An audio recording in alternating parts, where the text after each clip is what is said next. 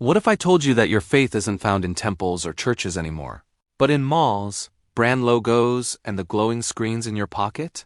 What if your prayers are answered not by God, but by a 2-day delivery? Welcome to Cultural Capital TV, where psychology, money, culture, and history meet. Because nothing is ever as simple as it looks. Today, we're diving deep into a radical idea that modern consumerism has become the new religion.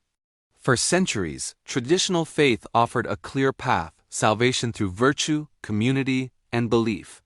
But today, a different gospel is being preached. It's the gospel of buying, and it promises something just as profound: fulfillment through purchase. We've traded ancient scriptures for ad copy and prayer for credit cards. This isn't just about shopping. It's about a fundamental shift in what we worship, where we find our identity, and how we seek salvation. So how did we get here? How did we learn to have faith in things? Our story begins in post-World War II America. The factories that once built tanks were now churning out refrigerators, televisions, and cars. With this explosion of mass production came a new social order broadcast into every home through the burgeoning world of advertising. A new commandment emerged: "Thou shalt keep up with the Joneses." Suddenly, moral virtue wasn't just about being a good person. It was about having a nice lawn, the latest appliances, and a shiny new car in the driveway. Material success became a visible sign of a good life. Marketers, the new high priests of this culture, quickly learned that selling a product wasn't enough. They had to sell a feeling, a dream, a piece of salvation. Ads stopped just listing features and started telling emotional stories. This car wasn't just transportation, it was freedom. This soda wasn't just a drink. It was happiness in a bottle. Consumption was no longer a simple transaction. It was being transformed into a spiritual and deeply meaningful act, a way to express who you were and who you wanted to be. As this new faith grew, it needed places of worship. And so the modern mall was born. Vast, gleaming structures designed with the intentionality of cathedrals. The high ceilings, the echoing halls, the carefully curated lighting. It all created a sense of awe and reverence. Shoppers became the congregation, wandering the aisles in a state of meditative desire. Advertisements became the sermons, plastered on every wall, whispering promises of a better life. And at the center of it all, the brands became God, each with its own belief and devoted followers. Think about our modern holiday seasons. Black Friday, Cyber Monday, the frantic rush of Christmas shopping. These aren't just sales events. They are modern pilgrimages, annual rituals of devotion where millions participate in a collective act of faith. We line up for hours, we battle crowds, we click furiously online, all in service of the ritual of buying. The marketplace, whether physical or digital, has truly become our new church. And who are the clergy in this new church? First, there are the brands themselves. They act as our priests, defining our values and morality with simple, powerful slogans. L'Oreal tells us because you're worth it, linking self-worth directly to their product. Nike commands us to just do it, turning a pair of sneakers into a symbol of personal empowerment and ambition. These brands don't just sell us things. They sell us an identity, a belief system, a way to be in the world. Then we have the new evangelists, the influencers. They spread the gospel of their chosen brands across social media, showcasing their latest hauls and must-haves. They don't just recommend products. They model a lifestyle, shaping the values and aspirations of their millions of followers. They are the relatable, charismatic preachers of the digital age, turning consumption into an act of community and belonging. And overseeing it all are the algorithms. These complex codes watch our every click, like, and search. They know what we want before we do, curating a personalized feed of temptations that acts as a divine plan for our desires. The algorithm decides what you should worship next, pushing you relentlessly towards the next purchase, the next fleeting moment of fulfillment. This religion is built on powerful, repeatable rituals. Think about it: the thrill of shopping, the ceremonial unboxing of a new gadget, the constant cycle of upgrading our phones, cars, and clothes. Even the term retail therapy frames shopping as a healing spiritual practice. These acts promise relief, connection, and even transformation. But the real power isn't in the owning. It's in the wanting.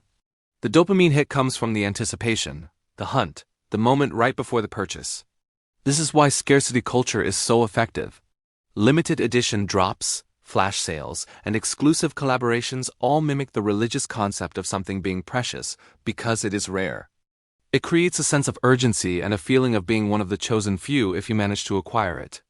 These rituals create a powerful, addictive cycle of desire and reward, keeping us constantly engaged in the act of worship.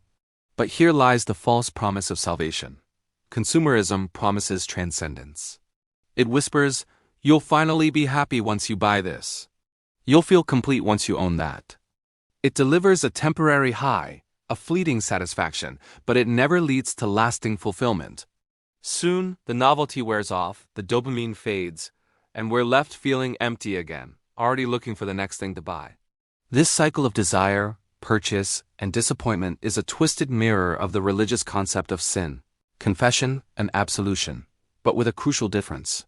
There is no real redemption. There is no ultimate peace. There is only the endless loop of wanting more.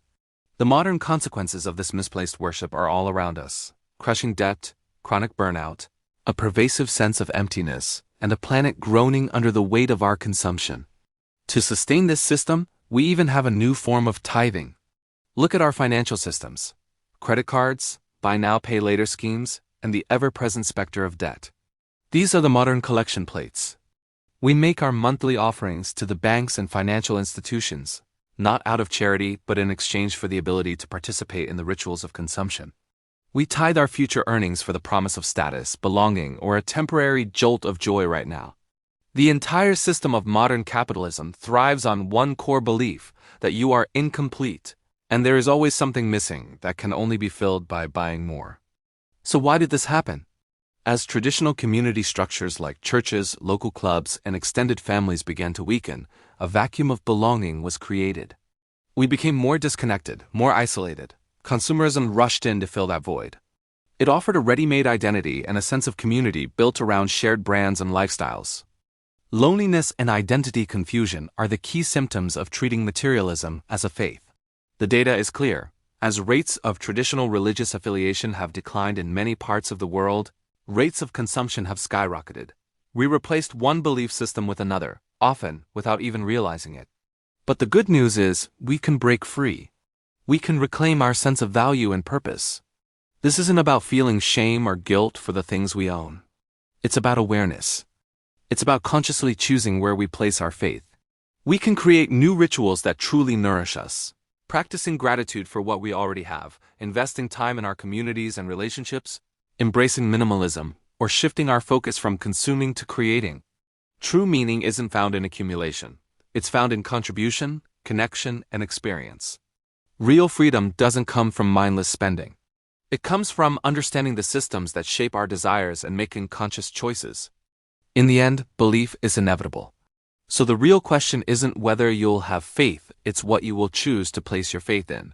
Will it be the fleeting promises of the marketplace, or something more lasting, more real, more human? Every day, with every dollar and every minute of our attention, we pray with our purchases. It's time to ask ourselves what we're truly praying for. Choose wisely. Thanks for watching. If this video gave you something to think about, please like, share, and subscribe to Cultural Capital TV for more deep dives into the hidden forces that shape our world. See you next time.